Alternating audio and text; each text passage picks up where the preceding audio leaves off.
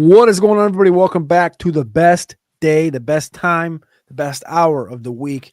Tuesday nights, 8 p.m. Eastern time, here with the Hurdle here on the South Harmon Fantasy Football YouTube channel. Make sure you go check out the brand new South Harmon Vibes YouTube channel. Go on over there, tap in, tune in, click that subscribe button, do all the damn things, support your boys at South Harmon. But tonight, the Hurdle, we're going to talk about the Hurdle ratings. We got some league winners for you. This is the time to thrive in fantasy football, to win championships, to make the playoffs, to make the runs, to not get screwed out of the playoffs like a collegiate situation has created some BS 12-team committee. This committee is all kinds of fugays, Matty Kiwoom. We're here on a beautiful Tuesday, 8 p.m. Matty Kiwoom, Cody Carpentier. Matty, how we doing? Man, what a time of year it is. Thanksgiving has come and gone. You know, the fantasy football playoff rankings now have some legs. They got something to stand on. It's real. And now we're just a week away, Cody, from the fantasy football playoffs. That's why we got some league winners. We got 4 league winners today that I can't wait to get into. Let's get into it. Let's jump right into it. We appreciate you guys jumping in the chat already. Dynasty Bear, we see you in there. Theo Darlin, Jay Jackson, what's up, people? What's up, people? What's up, friends? We appreciate you guys jumping on in here. Make sure you click that like button. Please click subscribe.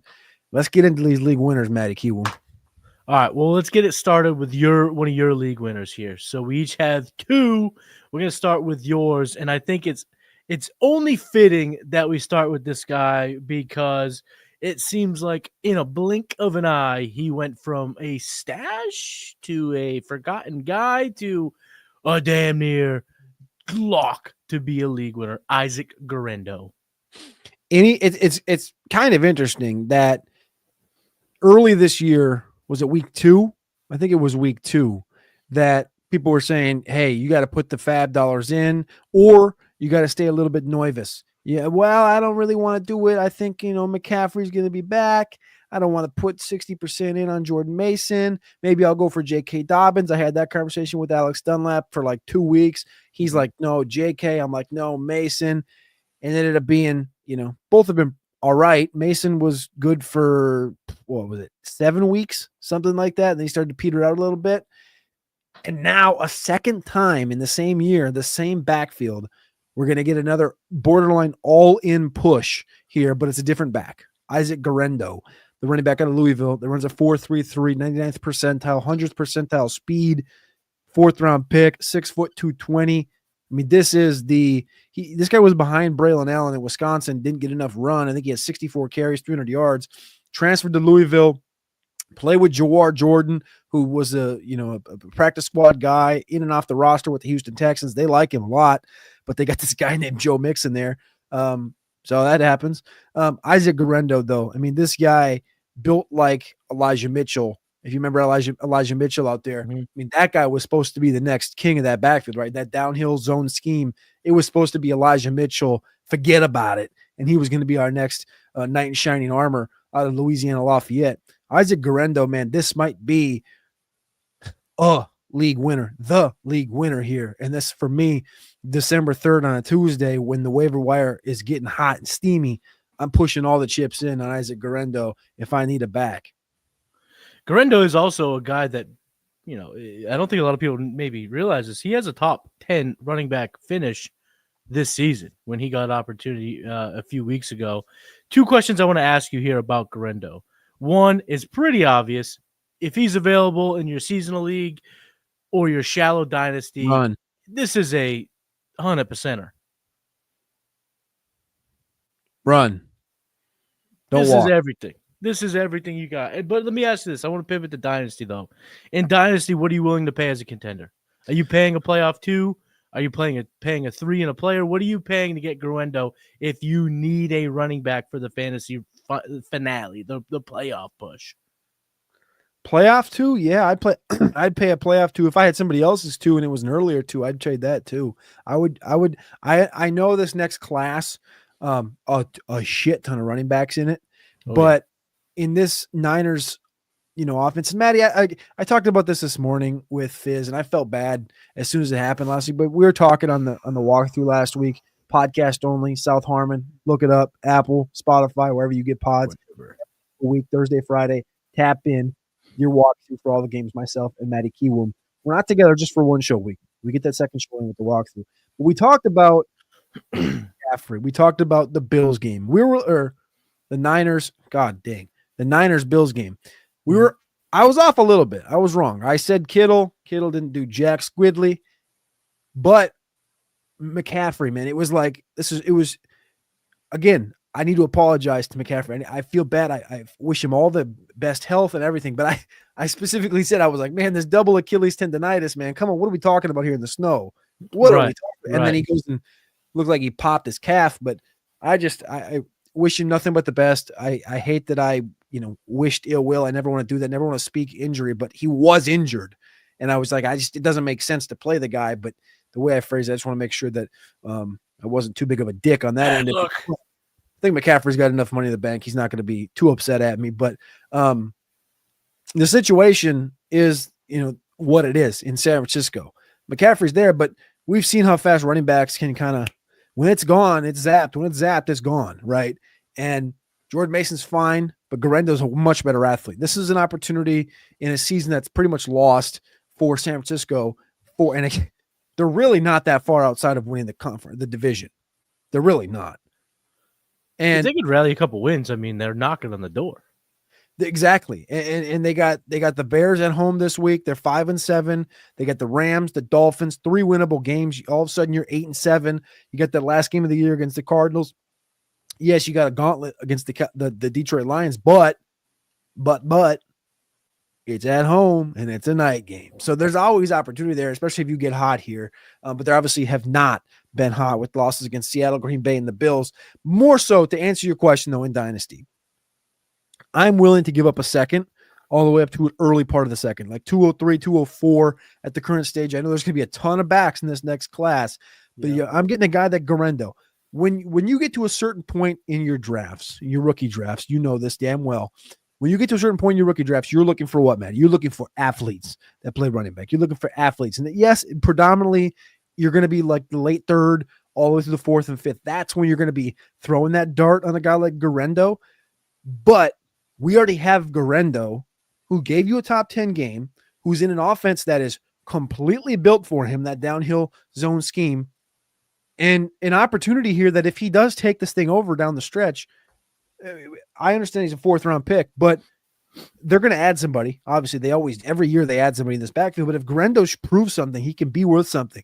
And if he wins you a championship, and all you had to give up was a 203, 204, I think you're mighty fine giving that up. I wouldn't give up a 1, no way about it at the current state. But I would give up to a 2-4, 2-3 to get a guy like Guerendo on my squad. I love athletes, though, so that's my own thing. So the Niners also signed Izzy Abanikanda. Is that a guy that we should be stashing, just picking up? If let's say you only have a few fab bucks and you're going to get outbid for Guerendo, you throw a few on Izzy? Yeah, I mean, Patrick Taylor's there as well. I don't know if Pat Taylor's probably worth a free roll if you're in these deep donkey dynasty leagues where there's really not a lot out there. And maybe Abanikanda is still stashed on somebody's taxi squad or something. And you're like, well, I got to get something. I want to get a piece of it. I want to get anything I can get my hands on in this backfield because of the attrition at the running back position with the running styles. So yeah, Patrick Taylor's there, but we love Izzy Abanikanda when he was out there with the Jets. There's just obviously too many backs in New York now with Isaiah Davis and Braylon Allen, but Izzy Abanikanda, that one-cut guy that we saw at Pittsburgh that has that 4.40 speed. So love me some Izzy Abanikanda. Not sure what that looks like though. Week 14, week 15 as we get ready for a fantasy championship. But I do think that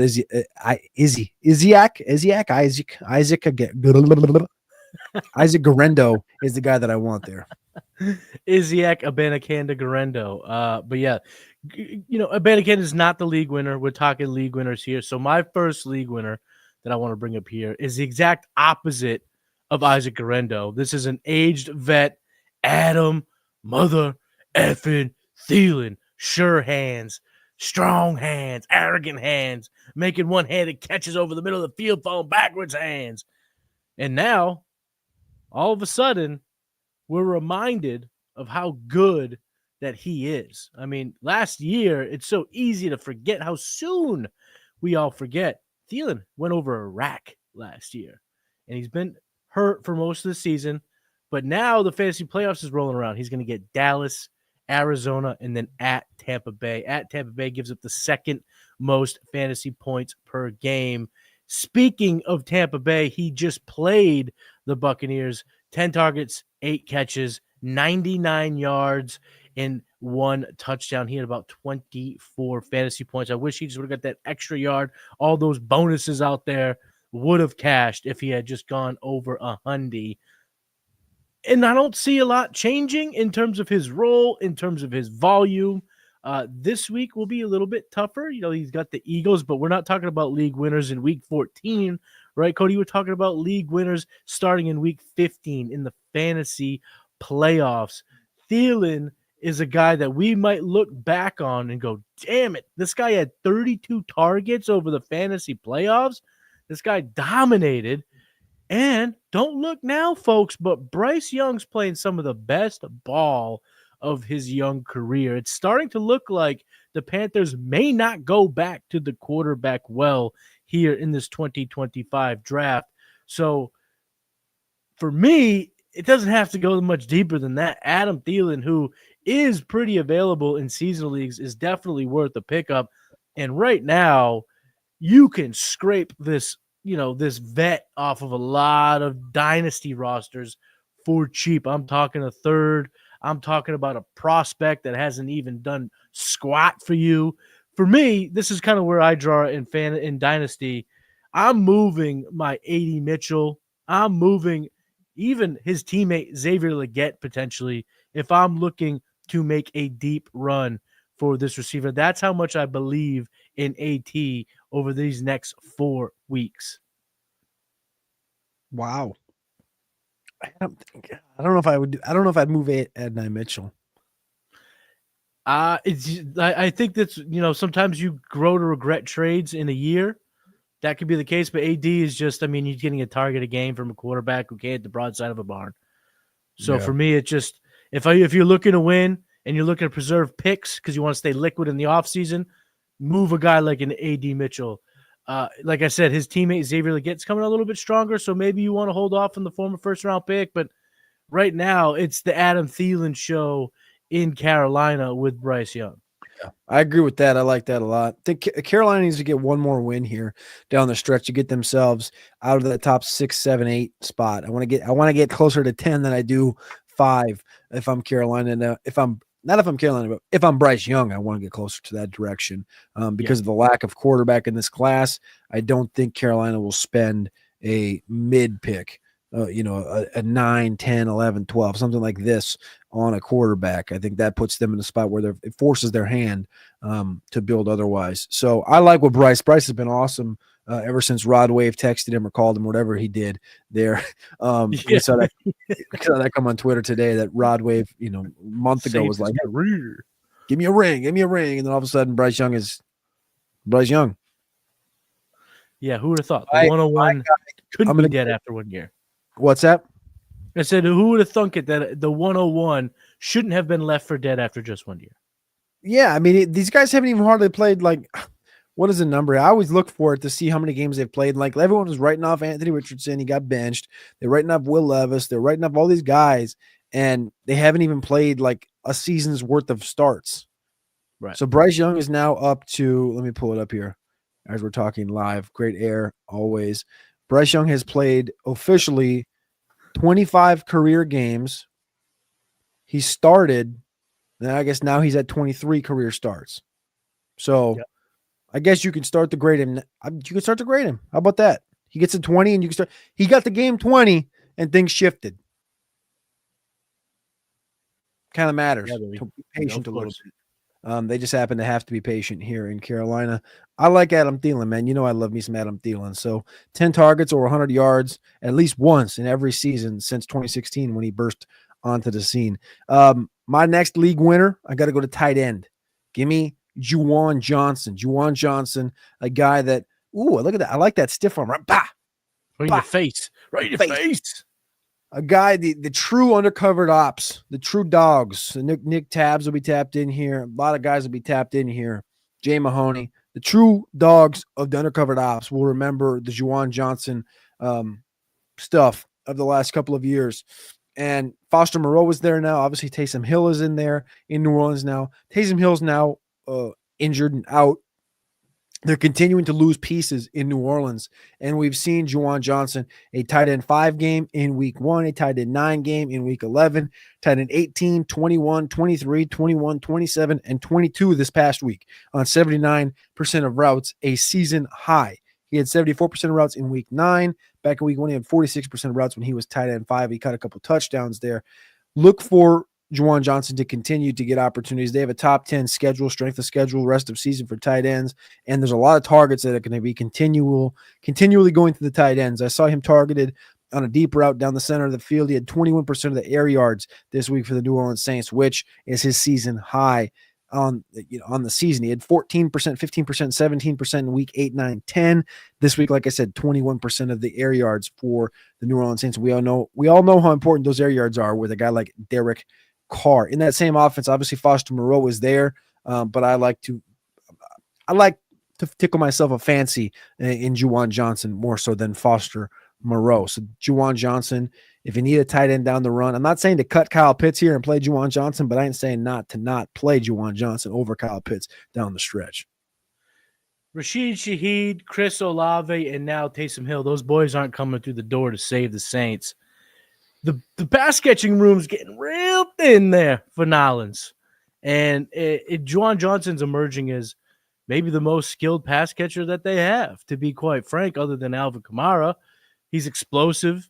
He's had a lot of explosive plays this year. The underlying metrics support that. And when you look at his ADOT, his average depth of target, it's 8th most or 8th highest amongst qualified tight ends. So they're using him downfield. They're letting him make plays downfield. And if he's going to get anywhere from 5 to 8 targets with this upcoming schedule, I completely agree. If you have a tight end, you've been playing and you just don't like this tight end, like you mentioned, Carpets, or if you've been playing the old Rochambeau at tight end, go ahead, pick Juwan Johnson up on the sly. And I think he could be a league winner for you at tight end. The last league winner that we're going to talk about here today. What are you doing there? Sorry, I was eating my crabs. What are you doing there? I didn't mean Dubs. I was trying to eat. I couldn't hold myself back. That's right, people. We're talking Jameis Winston. Jameis Winston, folks, is taking the fantasy world by storm. And I think he's taking the world by storm. Between his pregame speeches, his halftime speeches, and his postgame speeches, I mean, he's a total vibe. Jameis is just a total vibe. So if you're just looking for vibes, get the vibes high in the squad, add Jameis Winston. But if you also need a quarterback, you just haven't been getting the production you've been seeking at the position, man, Jameis Winston, look no further than famous Jameis. So in 5 starts, he's gotten 5 starts for the Browns in 2024. In 4 of those starts, he's thrown the ball 40 or more times. In 4 of those 5 starts, he's had an yards per attempt over 8.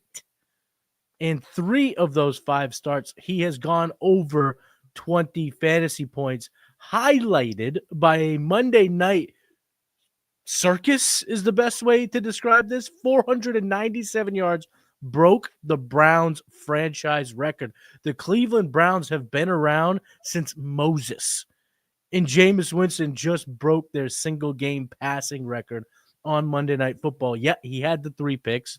Yeah, 2 of them went for pick sixes, but he threw for 4 tutties. And all of a sudden, he is just, Lord, please deliver me from pick sixes. And if you're going to tell me Jameis Winston's going to have the good Lord on his side, on top of the vibes, on top of the passing volume, Man, oh man, oh man. Jameis is going to hoist some fantasy football trophies, and it's going to go down to some legendary stuff. In the fantasy playoffs, he'll see the Chiefs, who are about a middle of the road matchup, but let's not forget they're coming off a game in which they allowed AOC, Aiden O'Connell, to throw for 340 yards and 2 tutties. Then he plays Cincinnati. Cincinnati gives up the 4th most fantasy points per game to quarterbacks. They continuously get torched. Russ Wilson just threw for over 4 against them. And then the fantasy championship, he's got Mijami. Tough matchup, but hey, sometimes the MVP on your team doesn't have to be the Super Bowl MVP. I'm a Pats guy. I remember Drew Brees. Drew Brees, back when they won their first Super Bowl, won the game for the Patriots in the AFC Championship game, and then let Tom Brady back on the field. Tom Brady wins Super Bowl, and the rest is history. Sometimes you have to get to the dance. But either way, I'm looking at Jameis Winston to be a league winner, given the absolute passing. It's not even passing volume, Cody. What would you even call it? 40 attempts, 4 out of the 5 starts. They're just letting him chuck. Jerry Jeudy's getting hot. David Njoku's catching 2 touchdowns. And Cedric Tillman's missed the last 2 games. Wait till he comes back and they let this kid chuck it. There are league winners and there are Jameis Winston, and I am so happy that I have him in a number of leagues. It just, when the vibes meet production, nothing's better. Nothing's better. What do you think of, guys like Jerry Jeudy, who since Winston took over at quarterback and he's been in Cleveland, 14% of Judy's career receiving yards have precluded in the last 6 weeks. And Jeudy breaks the all-time record for yards receiving against a former team held by Terrell Owens. And what Elijah Moore looks like, I know there's a lot of targets here in a game like this with 60 targets or 60 pass attempts. And you have a 10-target game from Moore, a 10-target game from Jeudy, a 10-target game from Njoku. There's no said Tillman. We love all these guys. Is there anyone particularly, like, if you were trying to be a savvy fantasy gamer or dynasty gamer, is there any one particular option you favor? Part of me says, like, the cost probably of Elijah Moore is probably where I lean here. Some people may have this innate hate for Jeudy and just try to want to get off the Jeudy train as soon as possible, at any time possible. And they may think this is the perfect time to sell him because he just went nuclear. And then there's also the Njoku side of things where we know what that athlete is. And he seems to be the Mr. Consistency as far as Winston's target. And then you have the 4th thing here, is Winston the quarterback next year?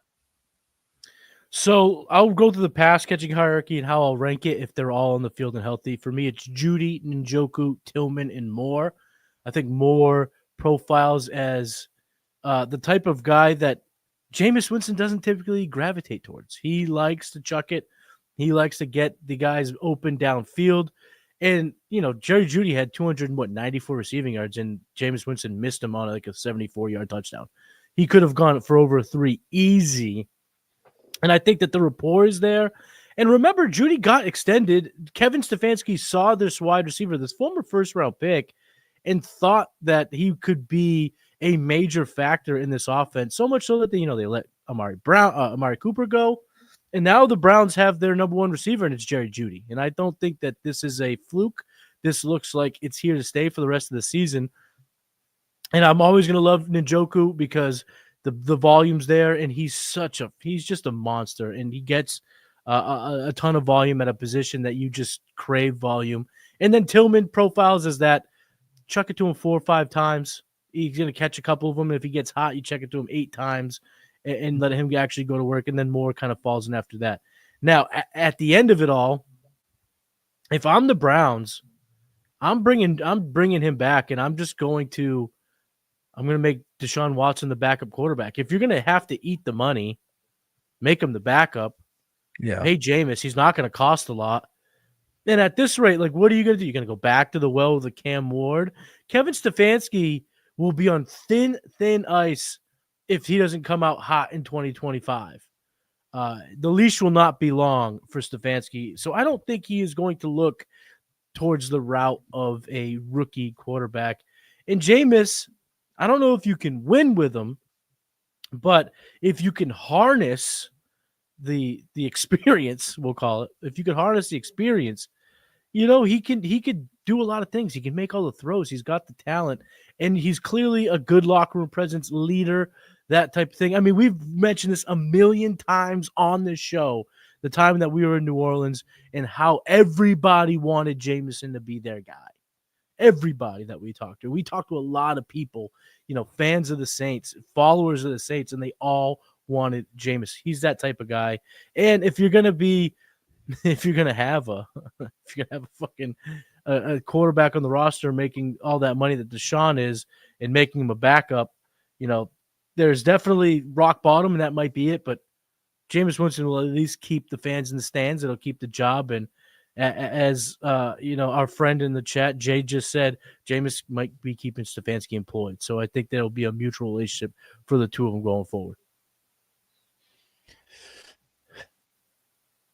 Wouldn't it be something? I mean, this dude's 30 years old, turns 31 in January. Wouldn't it be something if old Jameis is the answer to the long jersey of nothing? All the quarterbacks?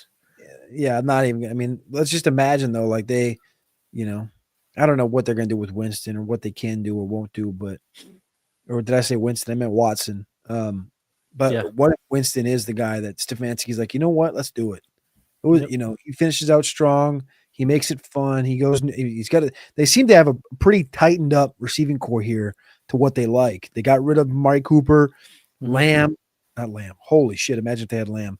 Well, I mean, Judy's playing like Lamb. I meant to say Cedric Tillman, and I went CeeDee Lamb in my head. Cedric, Seti, whatever.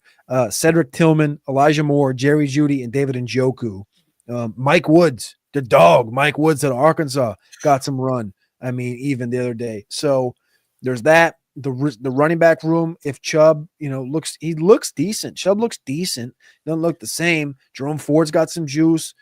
If this offensive line can get healthy next year, they do some right things in the draft with the defense. Jameis can at least throw the goddamn football, man. So I don't know how you don't roll with this, especially in a class that you don't love at quarterback. I don't know. I love it though. League winner, Jameis, let's do it. So that's it. The 4 league winners that you have to have in fantasy football to get those fantasy championships. Stick around because next we're going to jump into the hurdle rating, baby. Thank you for tuning into South Harmon, where we continue to bring you advice that's going to help you dominate your fantasy leagues. Whether it be lineup advice, player analysis, or mastering your dynasty league, we've got you covered. If you're finding value in what we're bringing, please do us a favor and smash that subscribe button. Every single subscriber allows us to create bigger and better content for the South Harmon community. We truly appreciate your support, and guess what? We're just getting started, people. So hit that subscribe button, join the South Harmon family, and let's win those leagues together. Back to the show. There it is. Who's that handsome devil? Who's that handsome devil? Dog. Neo double jizzle. Dog. Let's jump into the hurdle rating right here every single week. You know where to find it. South Harmon Fantasy Football YouTube channel. Click the subscribe button like Matty said. Right here, tier 5, baby. The leftovers. You got any leftovers left from last Thursday, Matty? It's Tuesday. I mean, we're getting Friday, Saturday, Sunday, Monday. We got 5 days now. 5 days of leftovers. I got a little bit of pumpkin pie left. I bought a pumpkin pie from Costco. You got any leftovers left? Leftovers are gone. Also, last week, a little story about the Cribbo. The fridge gave out, and because of the holiday, they weren't able to fix it last week, so we were using the old camper method. Luckily, here in the Northeast, it's 20 fucking degrees, so we were able to put some of the food outside. We have a freezer downstairs. We were able to make it work, but it also made it so important to make sure we crush leftovers in a timely fashion. And I mean, look at me. Does it look like I keep leftovers for long? No. When you add in the fridge, we were crushing leftovers, and by day 3, you're like, oh, I can't eat any more leftovers. But by day 5, you're thinking to yourself, fuck, I wish I had more leftovers. Matty, you know what I had no leftovers of? That was my main course, which was lamb. I had racks of lamb for our meat. So I had no leftovers. And you know who's not a rack of lamb? Any of these teams. Tier 5, the leftovers, the NFC leftovers. Tampa Bay, the Rams, I just said the Bucks, the Falcons, and the 49ers.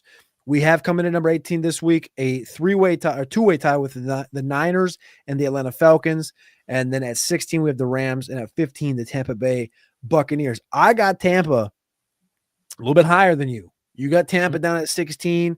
You moved them down from last week. You had them at 11 last week, Matty. You moved them down to 16. I had them at 13 last week, moved them up to 12.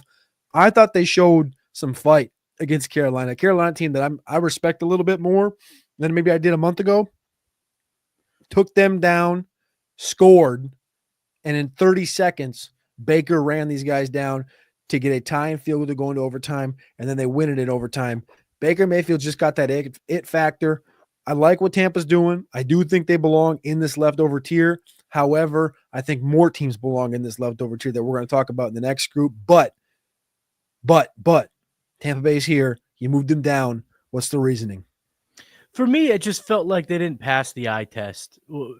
If that game on Sunday was against another divisional leader, like let's say they had played that game against Seattle, let's say they had played that game against Minnesota, then I would have been impressed. But this is a team that's holding on for dear life. And then to play the Panthers that way and to really be bailed out by a Chuba Hubbard overtime fumble felt to me like this is the ride that they're on. They'll have some ups, they'll have downs, but at the end of the day, they're really just going to be in tier 4, tier 5. I don't consider them to make a run unless they play the Eagles in the playoffs. Then they have a shot because apparently they have the number of the Philadelphia Eagles. But in terms of their overall team, they're still a Swiss cheese secondary. They don't have a great pass rush. They got Vita Vea to stop the run, but it just feels like week in, week out, this is a grind. And Baker Mayfield, as much as I love Baker Mayfield and I like what they're doing with him in this offense and in Tampa, it just feels like it's fool's gold to me. I think this week, Matty, not this week, but next week is going to be the big move week in the hurdle rating. We're going to chop 3 teams probably off of this thing. We'll get it down to 15. And to be honest with you, I think that bottom tier is going to be a mega. It's going to be a big tier at the bottom here. I think we're going to have a big gap, not a big gap, but a big cutoff. It's going to be a clear cutoff because right now tier 4 and tier 5 is just a mega bunch of minutia, big bunch of junk. And coming in at 14, we got the Arizona Cardinals. 13, we got the Washington Commanders. You have them up at 11. I have dropped them down to 15, so that's where I had my big mover down. 13 is the Houston Texans. Houston Texans and the Washington Commanders we have tied. Last week we talked about them being in the fraud tier. That's kind of what we're talking about here with the Niners, with the Rams, with the Falcons, and Tampa to a certain extent. I think you can kind of lump Houston and Washington into that same conversation. Arizona, thought they'd compete with Minnesota, thought they might edge out Minnesota. Ended up being a 1-point game in the end. I think that says a little bit more of Minnesota not being quite, the stone cold up there at the top than it does about Arizona being bad. But I still don't believe in Arizona right there at number 14. Like I said, all the way up to Seattle there at 12, Denver 11, and the Los Angeles Chargers come in at 10. We're pretty much in sync with all these. A little bit different from last week where we were like literally in sync, 1 for 1 for every pick.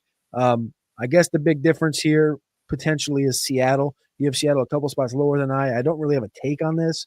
Washington's probably the conversation point. Though Washington, you still have at 11. I moved them to 15. Last week, I had Washington at 16. You had them at 17. You moved Washington up 6 spots after the thrashing of the must-win game at home against Tennessee. Yeah, for me, Washington just feels like that team that on any given Sunday they can not just win, but they can kick the shit out of somebody. And then I look back at some of their losses, and you go, well, Pittsburgh, we haven't talked about them, right? Because they're higher. The Eagles, we haven't talked about them either. They're ranked a little higher. And, it feels like we're a month away from the game 2 weeks ago. That upset loss in week 12 feels like a mile away. Now they go into their bye. They're going to come out of the bye with a chance to make some more noise. They still have some divisional games. For me, it just when you got the quarterback, you got the offense, and they're starting to find their rhythm on defense to some extent. Letting Mike Sanders really be their premier corner. They cut Emmanuel Forbes, which was crazy. And now, I will admit this, the talk here in New England, the big, Boston media is always so negative, but the big talking point this week that I've really I'm finding myself agreeing with is, on one hand, you had a bad team with a new coach and a rookie quarterback making the playoffs.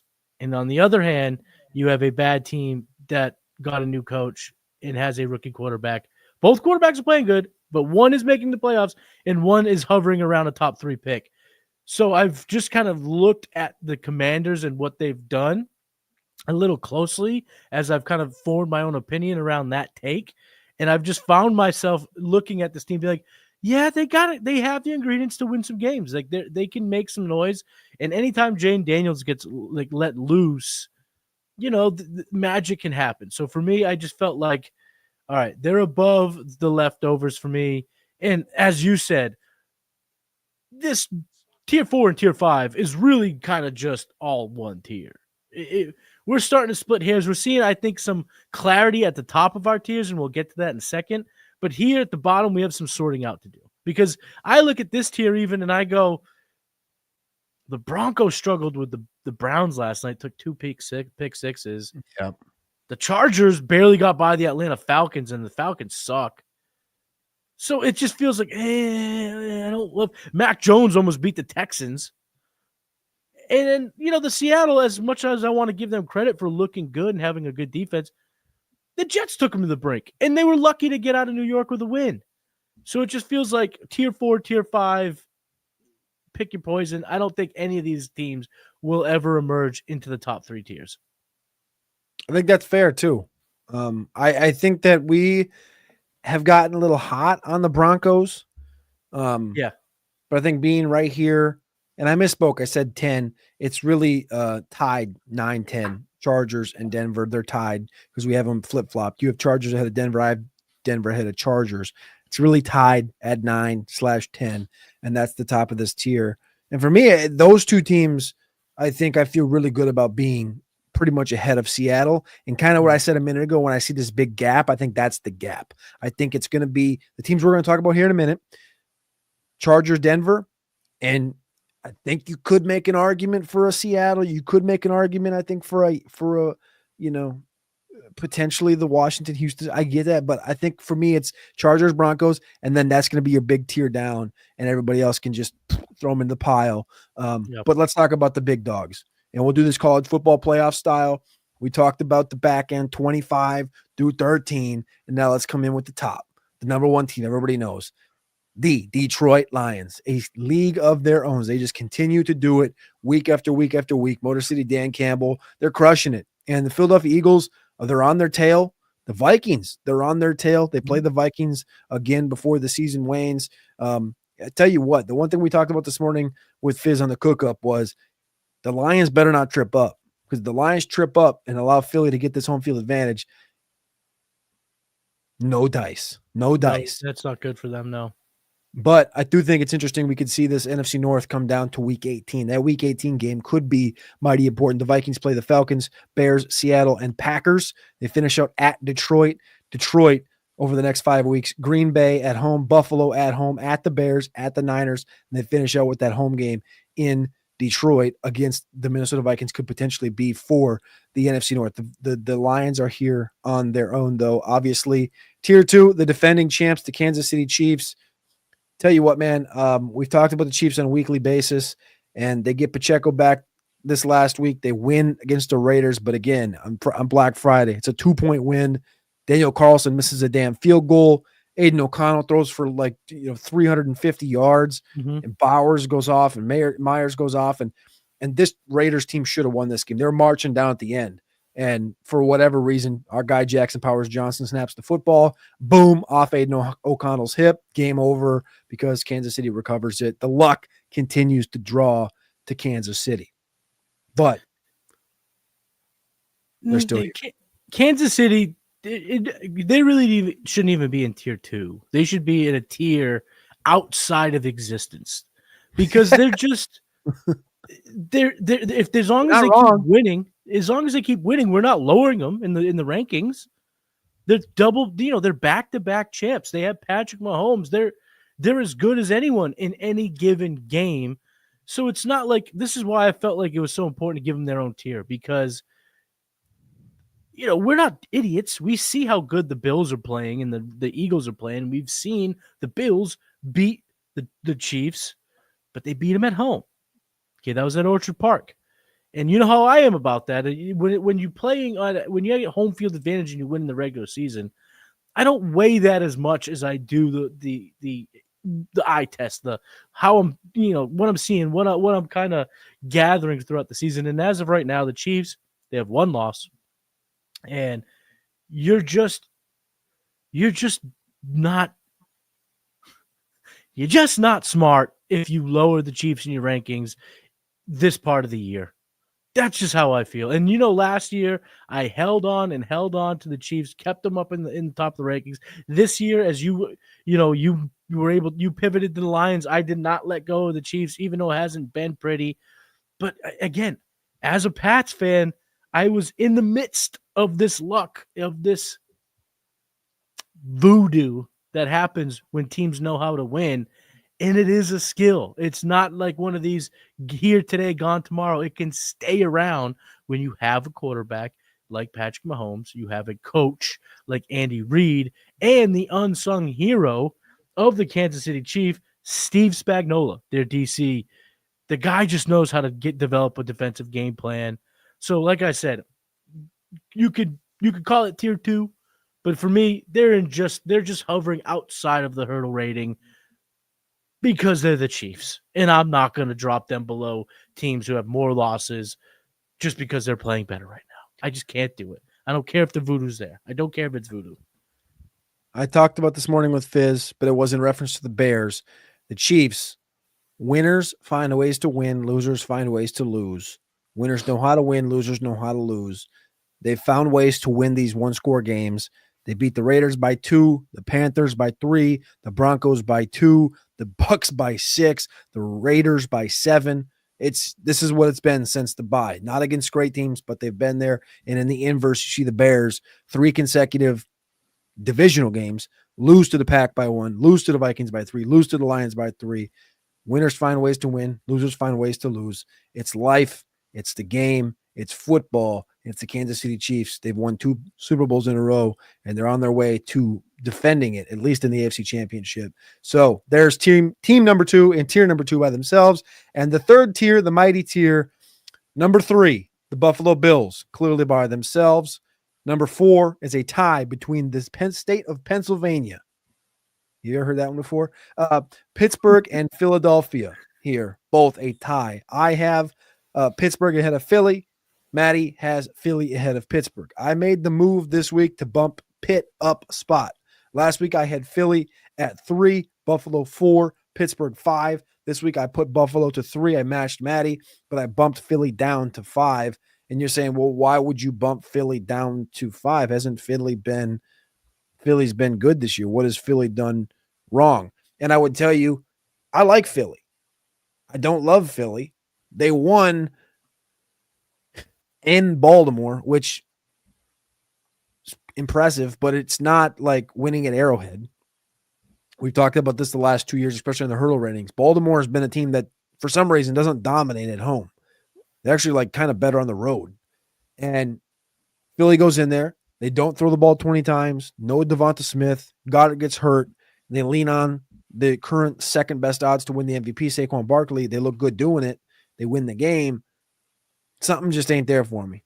I'm not sure what it is. It's a good ass team. I just talked about it. They could potentially get the number 1 seed in the NFC, but something about Pittsburgh is what's doing it for me. So I bumped Pittsburgh up to my number 4 overall team. Matty has Philly 4, Pittsburgh 5. So that's our tie right there at number 4 and 5. Minnesota, we're tied at 6, Baltimore 7, and Green Bay 8. Matty, what are your thoughts on the Philly Pitt conversation? So Philly just looks strong. Philly looks like a team that's built for the postseason. I don't think we're not shocking anyone when we say that. Vic Fangio's got the defense playing awesome. All these draft picks seem to be coming into their own at the same time on that side of the ball, which is great. So they're a great team. They're a team built. I think where I'm gonna agree with you on the Pittsburgh side, though, is in a one-game playoff. And I know in this scenario it'd be the Super Bowl, but I just mean like in this hypothetical one game. I mean, you're giving the edge to Tomlin over Bonehead. What's his name? Like, Sirianni. Yeah, I don't know, Stefanski. I couldn't get it out of my head. Sirianni. So that's, I think, might be the thing that you might be hung up on. Is that kind of where you're at, where just you can't trust the coaching? He's made a lot of bad mistakes where Tomlin's rock solid. I mean, this guy's tried and true, just locked up with his 18th consecutive over 500 season. I mean, it's unbelievable. That's exactly what it is. And I will say this, of all the teams in this tier, the most impressive to me this past week was the Pittsburgh Steelers, because we knew that they could win a phone booth battle. We knew that they were going to grind out wins and they could win those black and blue type matchups. But to then go against the Bengals and have to go,